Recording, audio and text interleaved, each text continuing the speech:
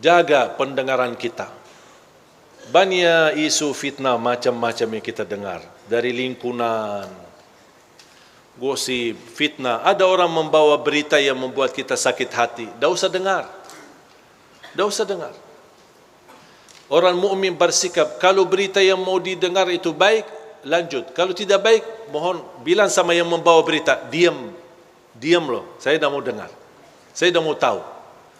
Biarpun ada orang membawa fitnah, saya sering didatangin. Ada si kiai ini, si ustaz ini, dia suka mau sebutkan nama antum, menjelekkan antum. Saya bilang diam, saya dah mau tahu. Dan ana ingin kasih tahu supaya kamu berhati-hati. Saya tak perlu berhati-hati sama manusia. Saya berhati-hati sama Allah supaya jangan kena siksa Allah Subhanahu wa taala. Istiqamah beribadah. Saya tidak peduli apa yang diucapkan oleh manusia. Tak usah pedulikan, tak usah dengar.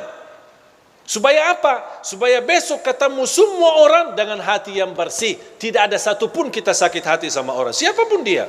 Mau dia ustaz, mau dia pejabat, mau dia tetangga, mau dia sahabat. Coba kira-kira perasaan. Kita kan manusia. Tak ada yang bisa menjaminkan hatinya.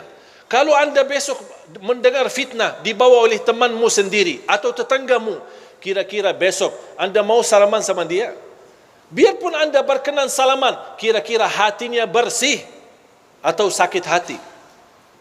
Rasul sallallahu alaihi wasallam sendiri pernah berkata, melarang sahabatnya, jangan ada di antara kalian yang membawa keburukan cerita terhadap sahabatku yang lain. Karena saya ingin bertemu dengan sahabatku dengan hati yang bersih. Kalau si fulan membawa berita, besok kita sakit hati. Ketemu, ini yang kemarin yang suka, enak-enak aja nih, baru kenal aja udah langsung berani fitnahin aku. Ini kan bisikan kalbu. Dan itulah salah satu sebab yang terkunci hati kita. Makanya fantas kehilangan khusyuk. Karena ini perasaan, makanya tidak usah peduli.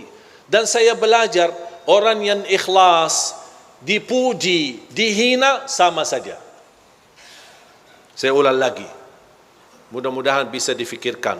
Orang yang ikhlas, dipuji, diangkat, diagungkan, dimuliakan, dihina, dicaci maki, sama saja. Dia tidak peduli. Dia tidak peduli nilai manusia. Dia tidak peduli apa kata manusia. Manusia senang, dia tidak peduli. Manusia tidak senang, apalagi dia tidak peduli. Yang dia pedulikan, Allah senang, Allah suka, Allah ridha, Allah mau, sudah selesai. Kalau kita bisa hidup, insya Allah dengan seperti ini, insya Allah kita punya hati nurani, akan baik sama semua orang dan selalu berbaik sangka. Jangan kita selalu bertafsir sendiri. Dua orang duduk di sana, mereka bisik apaan ya? Jangan-jangan aku yang pusing kita. Coba kalau kita peduli apa kata orang, wallahi kita yang pusing, bukan mereka. Coba kalau kita lupakan, kita abaikan.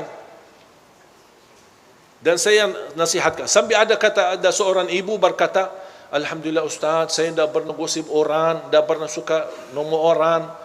Tapi mohon maaf, saya suka dengar. Ya sama aja dosanya. Mendengar berita, melihat berita, caci maki, urusan orang, itu dosa semua. Tak usah peduli. Kita punya urusan sendiri. Dan selalu kita hidup dengan baik sangka. Walaupun anda melihat kawanmu yang suka di masjid, tiba-tiba masuk ke tempat maksiat, jangan anda su'uzzan. Kita tidak tahu apa yang terjadi. Mungkin dia mencari kawannya, mungkin dia mencari anaknya, yang dia dengar anaknya ada di dalam, langsung, wah, ini biasakan yang ceramah selama ini, kok ngapain dia masuk ke situ? Langsung kita pakai tafsir sendiri, disertai dengan godaan setan, bertambah fitnah. Begitu kita dengar berita huwak yang tidak ada asalnya dan tidak ada dasarnya, oh, ya betul. Saya kemarin lihat dia masuk ke tempat maksiat. Bertambah buruk kita. Bertambah beredar fitnah sana sini. Dan kita membawa dosanya sampai hari kiamat.